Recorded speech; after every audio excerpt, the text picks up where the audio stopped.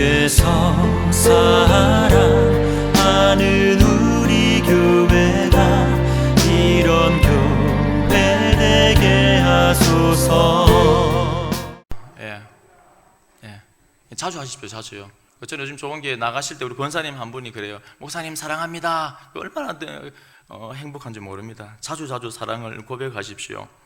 자, 본디오 빌라도에게 고난을 받으사 십자가에 못 박혀 죽으시고, 우리 이 구절을 계속해서 이제 암송합니다. 암송하는데 이 구절을 암송하면서 우리가 오해를 하는 구절이 조금 있습니다. 어떤 게 있냐면 십자가에 못 박혀 죽으시고, 그리스도의 고난에 관한 부분인데, 많은 분들이 그리스도의 고난은 십자가만을 생각합니다. 그런데 그것이 아니고 본디오 빌라도에게 고난을 받아서 십자가에 못 박혀 죽는다는 것은 한 그 십자가 사건만을 가지고 고난이라고 말하지 않고 예수 그리스도의 그 공생애 뿐 아니라 삶 전체가, 그러니까 지난주에 성령으로 잉태하사 동정녀 마리아에게 나시고, 자, 성령으로 잉태했다는 것은 뭡니까? 완전한 신으로 원죄가 없이 하나님의 은혜와 능력이, 영광이 꽉 가득 차서 하나님의 능력으로 잉태가 되었고, 자, 그런데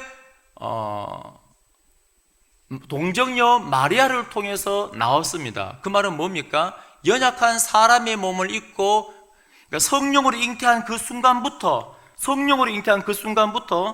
예수님께서 십자가에 죽는 그 순간까지 전생애가 뭡니까? 전생애가 바로 고난이에요. 고난. 자기 비하, 낮아지심. 한번 생각해 보십시오. 우리 어르신들께 정당한 대우를 못 받으면 화가 납니까? 안 납니까? 안 하는 분도 계십니다. 이게 성화가 많이 돼갖고. 그리고 이렇게 존중을 못 받으면 기분이 덜 좋습니다. 근데 우리는 사실은 사람은 하나님 보시기에 그가 그예요. 다 비슷해요. 물론 세상에서의 직급이나 그런 건 있겠지만 하나님의 관점에 바라보면 도토리 키재기지 다 그가 그겁니다. 그런데 우리의 이 낮아짐은 별로 차이가 안 나는데, 우주 만물을 창조하신, 우주라는 그 넓은 끝없는 공간에 충만하신 분이 우주에서 보면 지구도 요만한 점만한데 그 점 속에 또 들어가서 티끌 같은 죄인의 형체를 가지고 또 티끌 같은 성령으로 태아로 뱃속에 들어갔다는 것은, 이거는 우리가 상상할 수 없는 하나님의 자기 내려가심, 자기 비하, 고난인 것입니다. 그러니까 이 성령의 잉태하신 그 순간부터 하나님의 고난이에요. 예수 그리스도의 그 고난입니다. 이 전생애가. 근데 그분이 뱃속에서 성인으로 뚝 떨어지고 슈퍼맨으로 나온 게 아니고 똑같이 성령으로 잉태된 것만 다르고, 그 다음부터는 여러분들 우리 성도님하고 똑같은 과정을 그대로 다 거친 거예요. 넘어지고 코 깨지고 피나고 배고프고 헐벗고 모든 것을 다 경험하신 겁니다.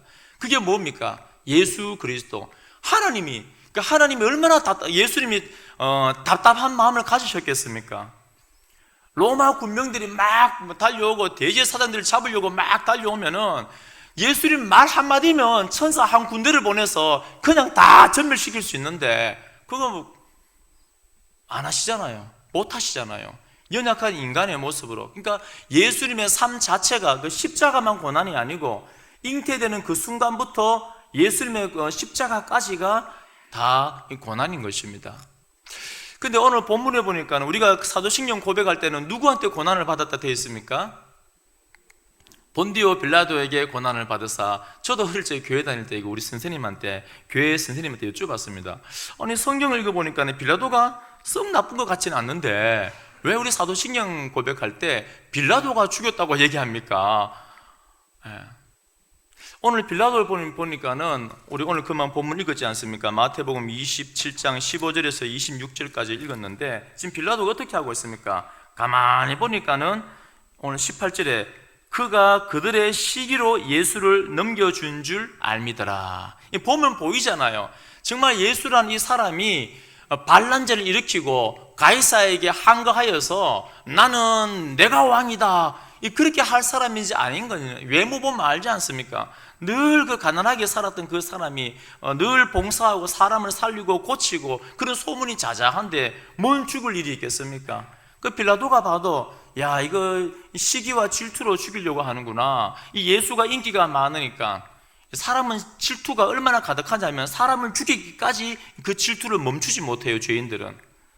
그 질투가 얼마나 우리 인간 죄인들 안에 가득하냐면 멈출 수가 없는 거예요. 그 예수를 죽이기까지 질투가 가득한 겁니다. 빌라도의 보고서라고 가이사 황제에게 빌라도가 쓴 편지가 한 과거에 발견되었습니다. 그 우리나라에 그 편지가 번역되어서 소책자로 나왔습니다. 한 20년 전에.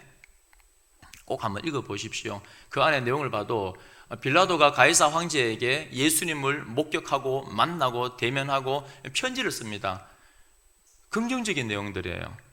오늘 본문에 봐도 시기로 넘겨준 줄 알미라. 그래서 이게 총독이 가만히 생각해 보니까는 아니 이 사람이 무슨 반란죄야. 이 사람을 놔줘야겠다. 그런데 방법이 없는 겁니다. 고소를 하고 짜고 막 달려드니까는.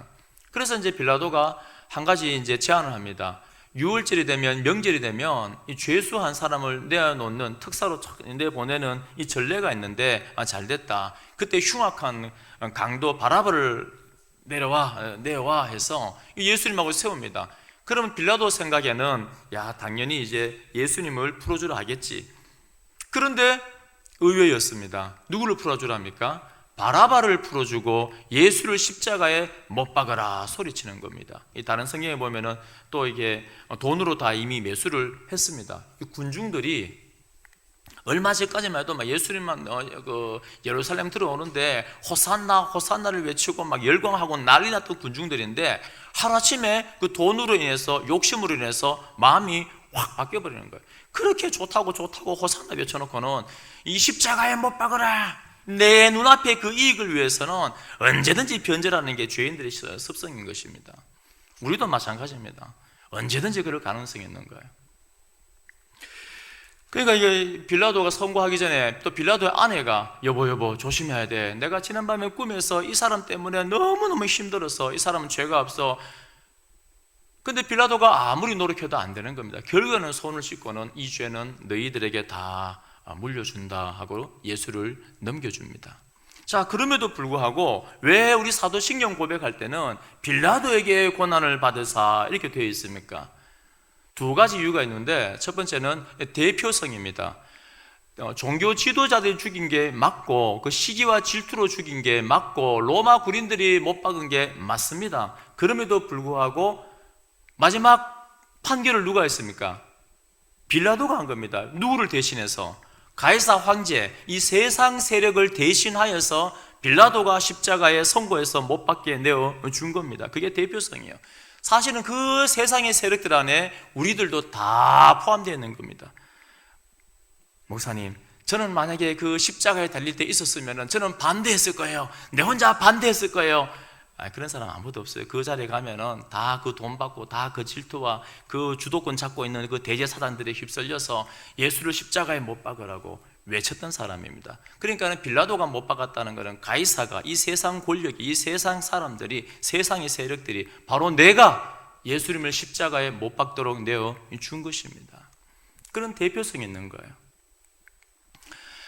또 한 가지는 정확한 의미에서는 라틴어에 보면은 숲 빌라도, 본디오 빌라도. 이 숲이 뭐냐면은 영어로는 이렇게 되어 있습니다. 언더. 그러니까 빌라도의 통치 아래 예수 그리스도께서 태어난 그 순간부터 그 십자가에 달리기까지 빌라도의 통치 아래 그 대표성을 가지고 예수님께서 고난을 받으셨다. 그런 의미입니다. 그 통치 아래. 그 정확한 해석은 빌라도의 통치 아래 예수님께서 고난을 받으셨고, 그리고 또 한 가지 이유가 있는데, 빌라도라는 이 이름을 왜 언급했는가? 그 당시에는 로마 총독인데 성경에서 족보나 사람의 이름을 거론할 때는 이유가 있습니다. 이름을 거론할 필요가 없는 사람들은 이름이 안 나와요. 이름을 적는 거는 다 이유가 있습니다. 특별히 족보 같은 거는 왜 이름을 기록하냐면은 하나님의 구속사가 우리의 이 짧은 이 70, 80년의 인생이 하나님의 구속사를 명확하게 보면 좋은데 믿음으로밖에 못 봅니다. 우리 성도님들, 어떤 사람들은 대기업의 자녀로 태어났어요. 어떤 사람들은 가난하게 태어났어요. 공평합니까? 거기서 하나님의 구원의 역사를, 하나님의 손길을 경험합니까? 보이십니까? 안 보여요. 어떤 사람은 운이 너무 좋아서 좋은 사람 만나 사업이 잘 돼요. 그리고 막 아무렇게나 사는 것 같은데 막 100살까지 건강하게 삽니다. 어떤 사람은 참 신실하게 사는데 정말 믿음이 좋은데 암에 걸리셨어요. 그러니까 우리의 이 짧은 인생에서는 하나님의 운행하심이 안 보입니다. 우리는 믿음으로 받아들일 뿐인 거예요. 그게 우리의 믿음입니다. 내가 죽든지 사고 나는지 사라지든지 내가 망하든지 어찌하든지 간에 하나님은 살아계시고 나를 포기하지 않고 나는 구원의 여정 가운데서 반드시 승리한다는 그 믿음으로 사는 게 우리 성도들이지, 내가 하나님의 그 구원의 역사가 나 너무 선명하게 보여, 그게 아니란 말입니다. 근데 족보가 왜 나오냐면은 족보를 통하여서 한 봐라 하고 증명하는 거예요. 한 대, 두 대, 세 대 막 내려가면서 봤지? 내가 다윗의 그 언약을, 그 약속을 반드시 성취하는 게 보이지 하고 이 증명하는 거예요, 역사적으로. 그러니까 하나님은 실패하지 않는 분입니다. 하나님은 실현하지 않는 분이에요. 반드시 주의 말씀은 성취가 되는 줄로 믿습니다. 믿으십시오. 우리 성도님들도 지금 당장 내게 오는 어려움들과 힘든 것 때문에 좌절할 필요가 없습니다. 다음 세대 돼봐야 알아요. 그 다음 세대 돼봐야 아는 겁니다. 그리고 이 빌라도라는 특별히 한 사람 이름을 여기다가 신앙 고백에 넣어놓은 것은, 빌라도는 26년부터 36년까지 로마에서 파견된 유다의 총독으로 있었던 사람입니다. 역사적인 인물입니다. 뭘 말하냐 하면은 예수 그리스도의 이 십자가 사건은, 예수 그리스도의 그 존재는, 예수 그리스도의 그 죽음과 부활은 가짜가 아니라 빌라도라는 역사적인 그 인물이 있을 때 실제로 역사적으로 존재했던 사람이다. 이거를 증명하는 거예요. 오늘 책을 제가 좀 더 소개합니다. 아까도 해드렸는데 그 예수 사건이라는 책이 있습니다. 예수 사건. 그 책을 한번 꼭 보시면 도움이 됩니다. 안에 내용이 뭐냐면, 이 사람은 칼럼니스트입니다. 아주 이성적이고 합리적이고 과학적인 사고를 가지고 있는 이 기자입니다. 어느 날 갑자기 아내가 막 환하게 웃으면서, 여보, 나 오늘부터 예수 믿기로 했어. 너무 막 기쁜 마음으로 들어오는 거예요.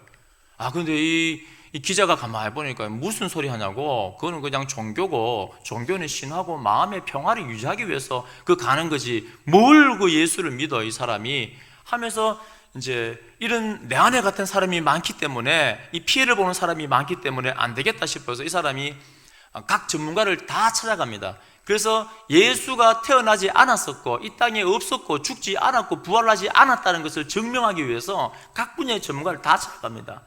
그러고 나서 이제 책을 쓰는데 마지막 결론이 뭐냐, 예수는 정말 이 땅에 이 빌라도라는 이 이름을 통해서뿐 아니라 타키투스 로마의 역사책에도 나오고 실제로 이 땅에 예수님은 존재했구나, 실제로 그분은 십자가에서 죽으셨구나, 정말 부활했구나, 이거를 그분이 다 책으로 적어놓은 게 리스트로벨의 예수 사건 책입니다.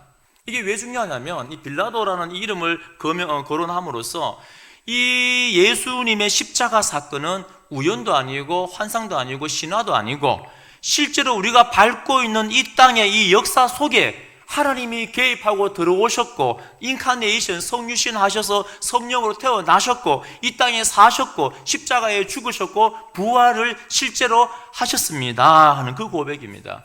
여러분, 예수의 역사성을 믿으십니까? 굉장히 중요한 겁니다. 이걸 신화로 믿으시면 안 돼요. 막연하게 믿으시면 안 됩니다. 지금 옆에 있는 사람들이 2020년도 10월 달에 보이고 있는 것처럼, 2000년 전에 동일하게 우리가 보고 있는 것처럼, 만지고 있는 것처럼 예수님께서 이 땅에 직접 내려오신 겁니다.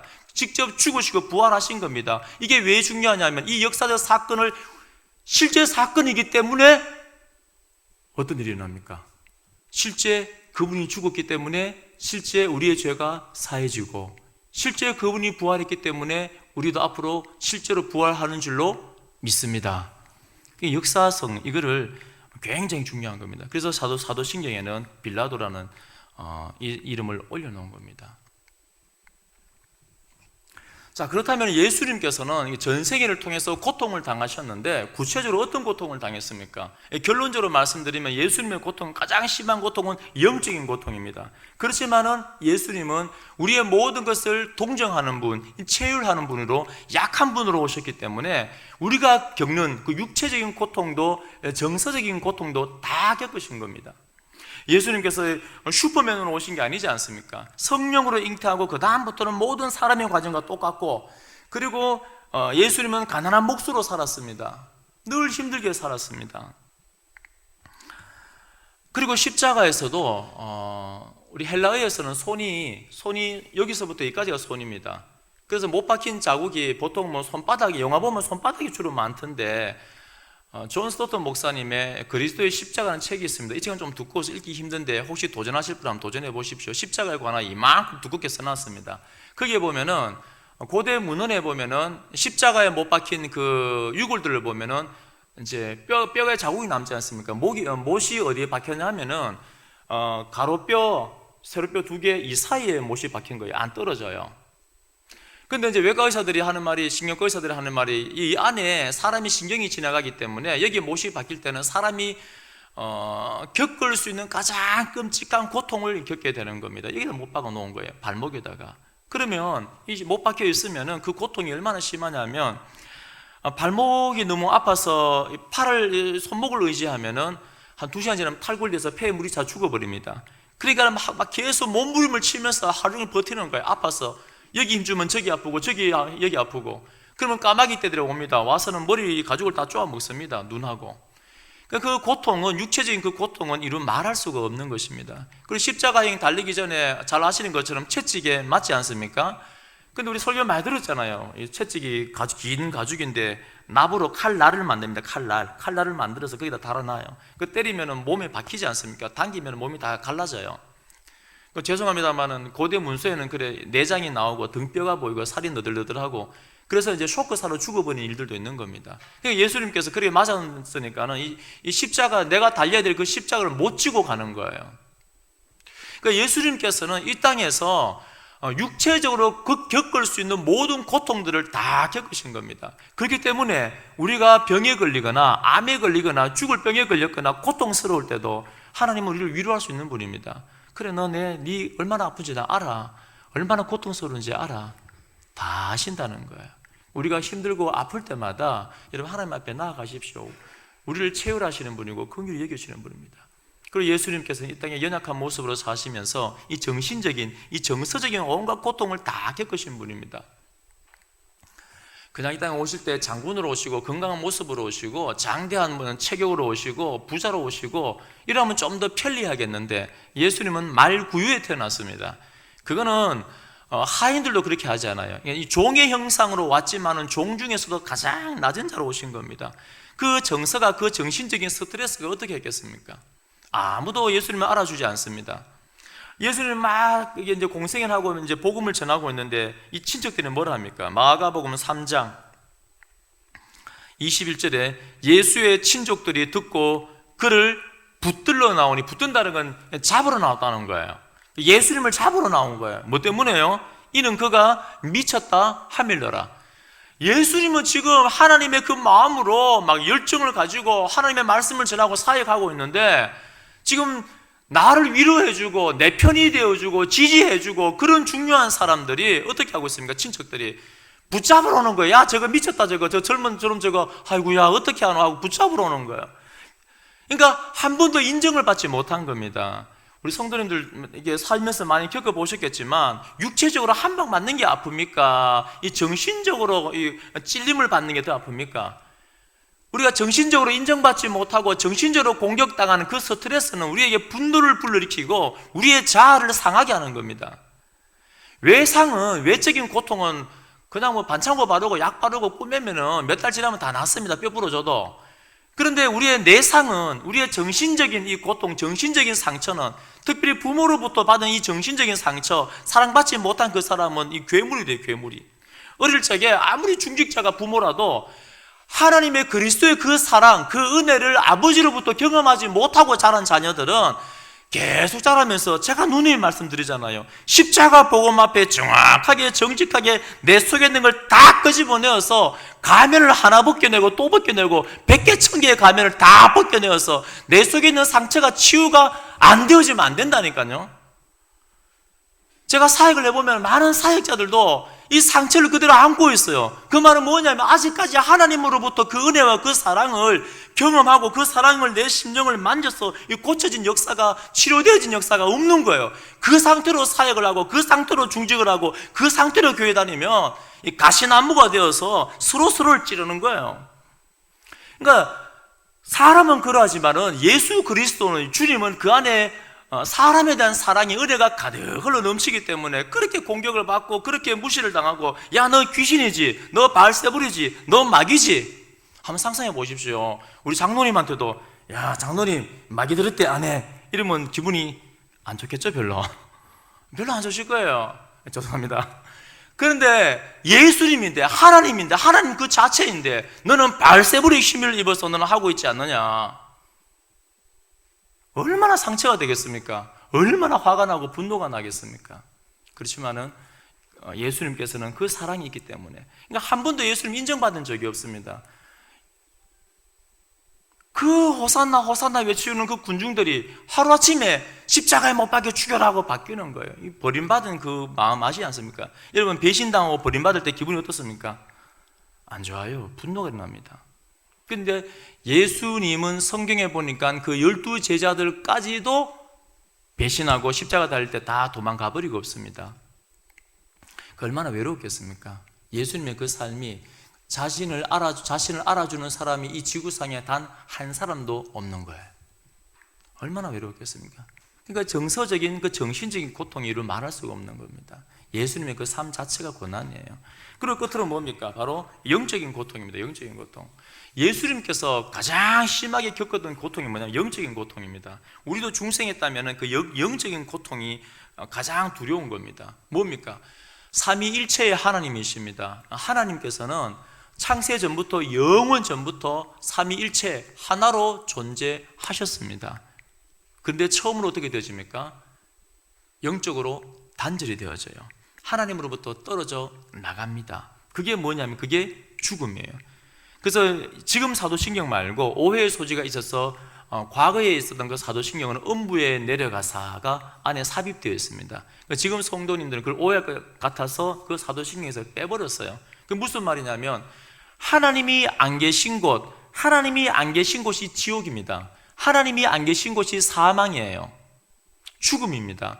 우리의 영적인 상태가 중생하기 전에 살아 있었습니까? 하나님과 단절된 상태, 죄로 오염된 그 상태는 우리가 영적으로 죽어버린 상태입니다. 그러니까 하나님에 대한 그 인식이 없는 거예요. 그러니까 하나님이 안 계신 곳이 지옥입니다.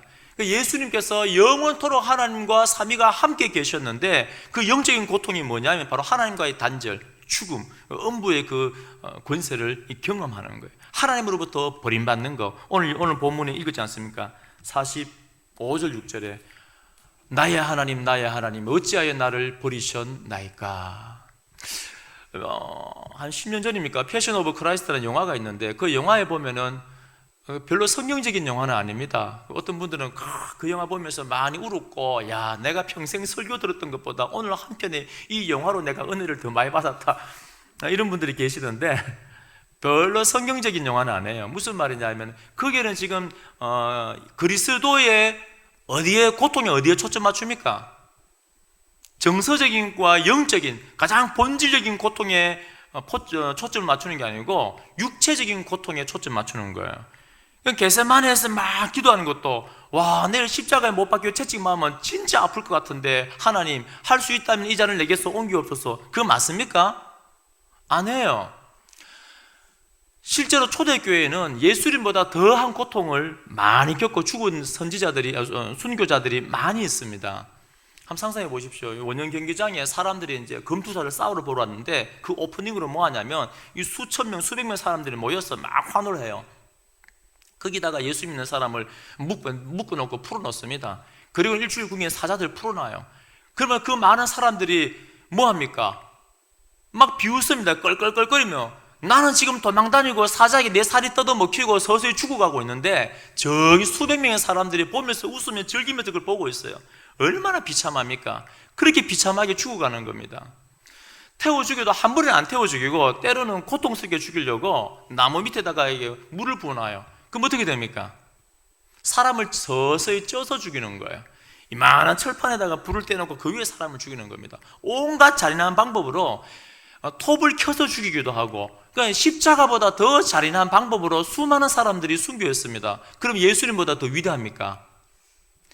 그러니까 예수님의 진정한 고통은 뭐냐면 바로 하나님으로부터의 단절입니다. 하나님으로부터 단절, 버림받음. 우리 성도님들도 우리가 가장 고통스러운 게 뭡니까?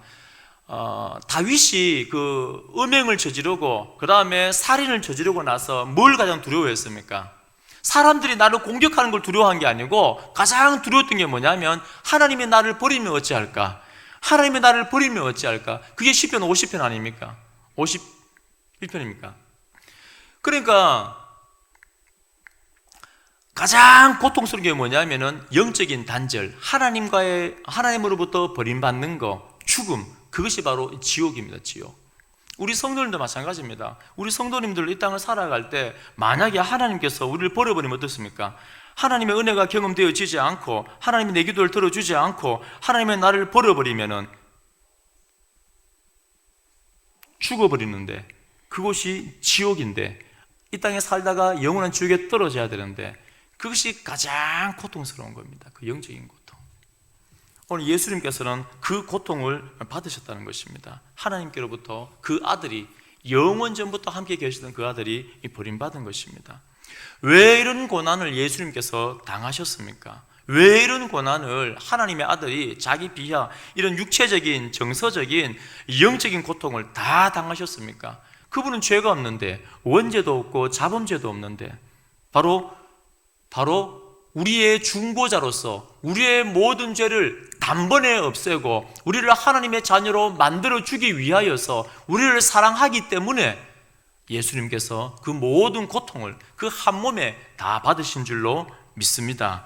그래서 에베소서 1장 7절에 우리는 그리스도 안에서 그의 은혜의 풍성함을 따라 그의 피로 말미암아 속량 곧 죄사함을 받았느니라. 그 피로 말미암아서 내가 속량 죄사함을 받았습니다. 이게 복음이고, 이 십자가에 대해서 풍성하게 아는 것이 복음이고 우리의 믿음입니다. 에베소서 2장 1절에 그는 허물과 죄로 죽었던 너희를 살리셨도다. 이 죽었다는 게 뭡니까? 과거입니다. 우리가 예수 믿기 전에, 중생하기 전에는 영적으로 죽은 상태입니다. 죽어버린 겁니다. 제가 가장 슬프고 가장 안타까운 거는 안 믿는 사람을 바라볼 때, 그가 문재인 대통령이든 누구든 간에 안 믿는 사람을 바라볼 때 가장 슬프고 안타깝고 답답한 거는 자기 자신이 지금 하나님과의 단절된 상태에서 지옥에 살고 있고 음부에 살고 있고 죽음 상태에 있다는 것을 인지가 안 되는 거예요. 아무것도 모르고 그렇게 멍청하게 살다가 마지막에는 영원한 지옥에 떨어지는 것이 세상의 사람들입니다. 얼마나 어리석습니까? 얼마나 어리석은 삶입니까? 영적으로 단절되고 죽어버리기 때문에 하나님에 대한 그 인식이, 영적인 인식이 없는 겁니다. 그런데 예수님께서 이 땅에 연약한 모습으로 오셔서, 약한 모습으로 오셔서, 죄인의 모습으로 오셔서 고난의 삶을 살고 우리가 받아야 될 모든 고난을 한 몸에 다 짊어지고 십자가에 죽으신 것은 바로 우리를 살리기 위해서인 줄로 믿습니다. 그래서 이 복음의 사건, 십자가를 믿을 때 우리의 영이 살아나서 그전까지는 하나님에 대한, 이 성령에 대한 인식이 없었는데 하나님에 대한 인식이 내 안에서 살아나요. 내 안에 성령의 중생한 양심이 살아납니다. 그래서 그 말씀에 순종하려는 의지가 일어나는 겁니다. 요한복음 1장 29절에 그래서 사도 요한은 뭐라 합니까? 세례 요한은 보라, 세상 죄를 지고 가는 하나님의 어린 양이로다. 구약시대 때 제물로서 흠없는 양을 잡아서 그렇게 드렸던 것처럼 예수님께서 이 세상에 흠이 없이 죄가 없이 살면서 우리의 모든 죄를 다 짊어지고 그렇게 어린 양으로서 오셔서 십자가에서 고난받고 죽으셨을 것입니다. 그런데 이 십자가의 의미에 대해서 조금 더 깊이 봅니다. 그러면 그 많은 사형 방법 중에서 왜 하필 이 십자가입니까? 의미가 있습니다. 이미 성경에 예언되어 있습니다.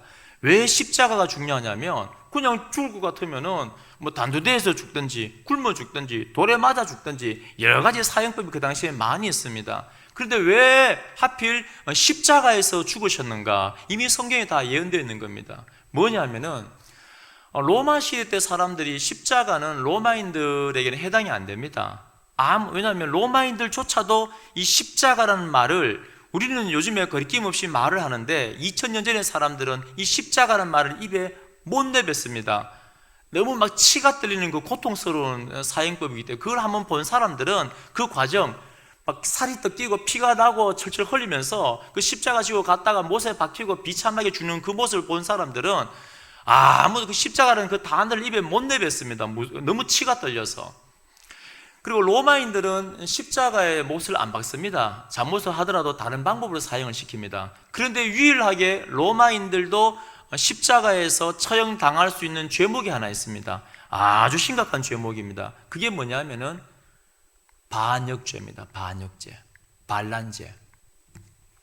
그러니까 로마 가이사 황제에게 반란을 일으킨 그 반역죄는 너무나, 그 반역죄는 나라가 사라질 수도 있는데 죄 중에서 가장 큰 죄이기 때문에 그 반란죄 일으킨 그 사람에 한해서 로마인들도 십자가에 매달려 죽였던 겁니다. 그럼 예수님께서 십자가에 달려 죽으셨다는 것은 아까 겉으로 볼 때 명목이 뭐였습니까? 반역죄 아닙니까? 유대의 왕이다. 그러니까 로마의 황제를 인정하는 것이 아니고 이 예수라는 사람이 자기가 왕이라고 했다. 그 반역죄, 그 반란죄 때문에 십자가에 못 박히신 거예요. 아니면 예수님이 십자가에 못 박히지 않고 다른 죄목이었다면 다른 방법으로 죽었습니다.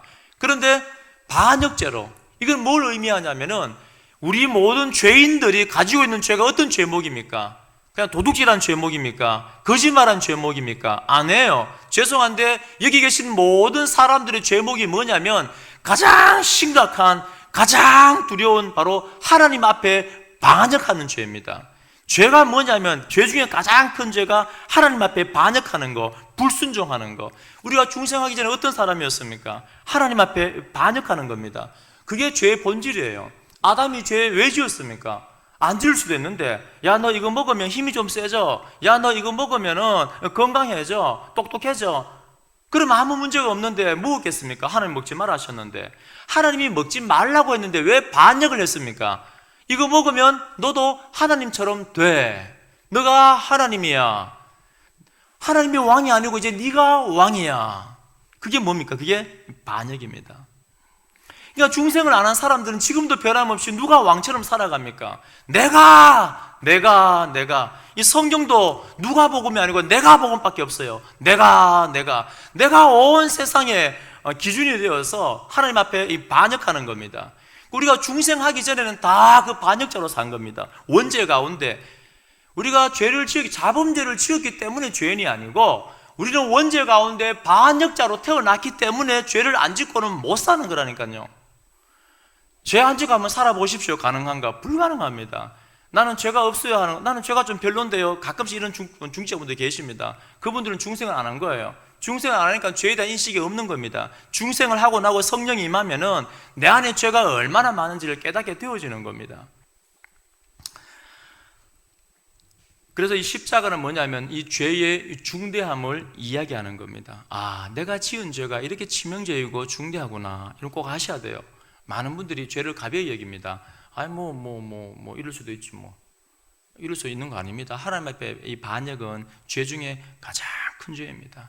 그래서 예수님께서 십자가에 달린 것은 바로 이 반역죄를, 이 반역죄, 죄의 중대참을 알게 하고 가장 심각한 이 죄 문제를 해결하기 위해서 십자가에서 처형을 당하신 겁니다. 또 한 가지 의미가 뭐냐면은 신명기 21장 23절에 그 시체를 나무 위에 밤새도록 두지 말고 그날에 장사하여 내 하나님 여호와께서 내게 기업으로 주시는 땅을 더럽히지 말라. 나무 위에 달린 자는 하나님께 저주를 받았음이니라. 갈라디아서 3장 13절에도 그리스도께서 우리를 위하여 저주를 받은 바 되사 율법의 저주에서 우리를 속량하셨으니 기록된 바 나무 위에 달린 자마다 저주 아래에 있는 자라 하였음이라. 아멘. 나무가 뭡니까? 십자가 모양이 중요한 것이 아니고 뭐가 중요합니까? 재료가 중요합니다. 왜요? 신명기 율법의 말씀해 보니까 나무 위에 달린 자는 하나님의 저주를 받은 겁니다. 그래서 이제 여호수아도 전쟁을 하고 나서 승리하면은 이방, 감히 하나님의 군대에 대적한, 하나님의 그 군대에 반란을 일으킨 그 대적자들을 나무 위에 다루는 거예요. 나무 위에 다는 것은 하나님의 저주를 받았다, 그 의미입니다. 그런데 이 저주를 누가 받아야 되는 겁니까? 죄의 결과로서 내가 원죄를 가지고 하나님 앞에 반역하면서 내가 하나님의 저주를 받아야 되는데, 바로 이 십자가에 달렸다는 것은 예수님께서 내가 받아야 될 저주를 우리 예수님께서 다 받으셨습니다 하는 그 내용입니다. 이 복음의 사건은 십자가를 믿을 때 어떻게 되어집니까? 이제 우리에게는 정죄함이 없고 이제는 마귀에게 종노릇하지 않습니다. 이 죄의 형벌로부터 해방되었습니다. 우리의 신분 자체가 이제는 변화된 겁니다. 겉으로 볼 때는 똑같지만 죄인으로 죽은 영혼으로 사는 것이 아니고 하나님의 자녀로 살아가는 줄로 믿습니다. 그래서 이 복음의 사실을 알았기 때문에, 이 놀라운 이 십자가의 의미를 알았기 때문에 사도 바울은 뭐라 말합니까? 갈라디아서 6장 14절에 십자가 외에 결코 자랑할 것이 없으니, 고린도전서 2장 2절에도 십자가에 못 박히신 것 외에는 아무것도 알지 아니하기로 작정하였습니다. 이 십자가의 은혜를 알고 나니까, 아하, 우리가 믿는 이 믿음이 바로 십자가 믿음이구나, 아, 복음의 핵심이 바로 이 십자가의 의미구나, 이걸 알고 나니까 사도 바울은 뭐만 자랑합니까? 십자가만 자랑하는 거예요. 뭐만 더 알기를 원합니까? 십자가를 더 알기를 원합니다. 그 고백을 드리는 겁니다. 우리 성도님도 그랬으면 좋겠습니다. 예수 그리스도의 십자가가 우리 평생에 자랑이 되기를 축원드립니다. 시간이 지나면 지날수록 십자가를 더 풍성히 알아가는 우리 성도님 되어지기를 축원드립니다. 이 거꾸로 되어가는 것 같아서 제가 지금 안타까워서 말씀드리는 거예요. 고난주간에만 십자가 묵상하고 십자가 필요 없다. 요즘 얼마나 많은 사람들이 야, 부활이 중요하지 십자가 뭐 중요하냐 말장난하고 있는 거예요. 십자가 부활이 붙어 있는 겁니다. 안 죽으면 어떻게 살아납니까? 그런 말장난을 하면서 이 십자가 복음을 자꾸 흐트려 놓는 거예요. 그리고 고난주간에만 십자가를 묵상하고 회개하는 겁니다. 그게 아닌 거예요. 사도 바울이 십자가를 몰라서 나는 십자가를 매일매일 더 알기를 원한다고 고백했겠습니까? 저보다는 100배, 1000배, 만배는 더 알죠. 그럼에도 불구하고 이 십자가의 이 은혜를 내가 더 알기를 원합니다. 더 알기를 원합니다. 더 알기를 원합니다. 그게 우리의 삶이 되어져야 됩니다. 그래야 할 때 이 십자가를, 이 풍성한 은혜를 알 때 이 성화가 되어지는 거예요. 복음이 뭔지 믿음이 뭔지 한번 보십시오. 멀리 보지 말고 우리 교회를 보시고 우리의 가정들을 보시고 우리 자신을 보고 5년, 10년, 20년이 지났는데 성화가 되어집니까? 되어지면 할렐루야 감사합니다. 안 되어지면 뭐가 문제입니까? 십자가를 모르는 거예요. 머리로 이해를 하고 있지만 가슴으로 십자가의 넓이와 깊이를 모르는 거라니까요. 그 십자가를 아는데 어떻게 우리가 성장 안 하고, 그 십자가를 아는데 어떻게 우리가 영적으로 성화가 안 되어 갑니까? 불가능합니다. 하나님이 능력이 없겠습니까? 야, 나 능력이 없으니까 나 너를 도저히 변화 못 시키겠어. 포기. 그럴 뿐이 아니에요. 하나님의 십자가의 은혜가 우리 속에 있으면은 반드시 우리는 변화가 있습니다. 반드시 변화가 있어요. 그래서 마태복음 뭐라 얘기합니까? 열매로 그들을 알리라. 우리 십자가의 은혜가 반드시 있어야 되고, 그렇다면 반드시 성화가 있고 반드시 열매가 있어져야 됩니다. 결론입니다. 우리 개혁주의 신학의 대가 있는 그 화란 신학의 헤르만 바빙크라는 분이 있습니다. 헤르만 바빙크. 중요한 말을 하는데 뭐냐면은 존 스토트 목사님의 그 그리스도의 십자가까지 그 소개해드렸는데 그 내용에 보면 이런 내용이 있습니다. 자, 예수님은 누가 죽였습니까? 유대인들이 죽였습니까? 로마인들이 죽였습니까? 하나님이 죽였습니까?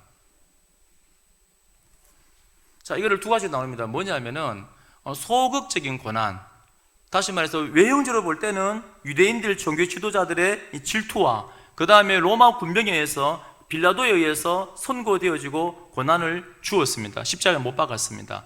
근데 그게 참된 원인입니까? 아니에요. 참된 원인은 뭡니까? 바로 죄인을 사랑하시는 하나님의 그 사랑에 기인하여서 하나님께서 능동적으로 누가 시켰습니까? 본체를 버려버리고 종의 형상으로 내려오시오. 아니에요. 스스로 능동적으로 주의 말씀에 순종하며 그 사랑 때문에, 우리 성도님을 사랑하시는 그 사랑 때문에, 이 죄인들을 살리고자 하는 그 열정 때문에 스스로 능동적으로 자기 비하 성육신하여서 평생에 하나님의 말씀에 순종하면서, 이걸 뭐라고 표현하냐면은 순종을 통한 능동적, 적극적 순환, 고난, 이렇게 말하는 겁니다. 그러니까 예수님이 십자가에 못 박힌 그 중요한 원인은, 가장 중요한 원인은 바로 예수님 자신이었습니다. 그리고 좀 더 깊이 들어가 보면은 죄인들을 향한 사랑이었습니다. 나를 향한 사랑이 예수님이 십자가에 못 박게 하신 줄로 믿습니다. 바로 이 고난은 그 고난을 의미하는 거예요. 이 사건을 믿는다는 것은 어떤 말입니까? 동일합니다. 우리가 예수님께서 끊임없이 나 따라올래? 나 믿을래? 십자가 지고 나 따라와. 좁은 길로 따라와. 죄송합니다. 좁은 길이 우리 앞에 놓여져 있습니까? 편리한 길이 있습니까? 넓은 길이 있습니까? 십자가 그 고난이 우리 앞에 있습니까? 우리가 이 사건을 사랑에 기인한 스스로 능동적으로 말씀에 순종하며 고난을 받았던 이 예수 그리스도 십자가 사건을 우리가 믿는 성도라면은 동일하게 하나님의 놀라운 사랑과 그 은혜를 경험하여서, 자, 하나님의 사랑이 경험되어지면은 똑같습니다. 우리도 예수님이 우리를 사랑하시는 그 사랑이 동력이 되어서 낮은 자로 오고 고난 가운데 들어갔던 것처럼 우리도 똑같습니다. 편리하게 살 수 있고 편하게 살 수 있지만, 초대교회 성도들이 무슨 과학적입니까? 나 짐승에 물려 죽어야지. 그렇게 좋아하는 사람 아무도 없습니다. 그 비참한 삶을 누가 좋아합니까? 과학적인 것이 아니고 고통스럽고 너무 싫고 두렵고 도망가고 싶지만, 그 십자가의 은혜가 나를 사랑하시는 그 사랑이 너무 크기 때문에 그 사랑에 기인하여서 순종의 자리로 나아가고 적극적인 고난의 자리로 나아가는 겁니다.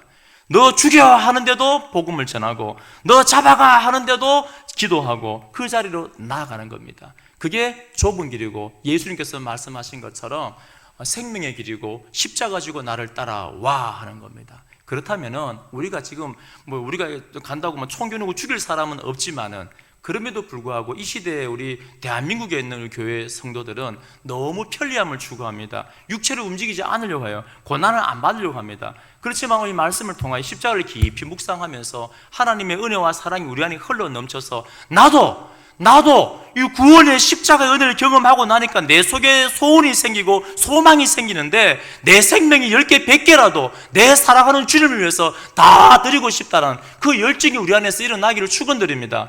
그 하나님을 향한 사랑과 그 은혜가 동일이 되어서 어떻게 되어집니까? 순종의 자리로 나아가고, 불편한 자리로 나아가고, 내 육체를 쳐 부수는 자리로 나아가고, 전도자의 자리로 나아가고, 주님이 원하시는 그 좁은 길로 나아가게 되어지는 거예요. 그게 십자가 사건을 믿는 사람이 또 십자가 길을 걸어가는 사람이 되어지는 것입니다.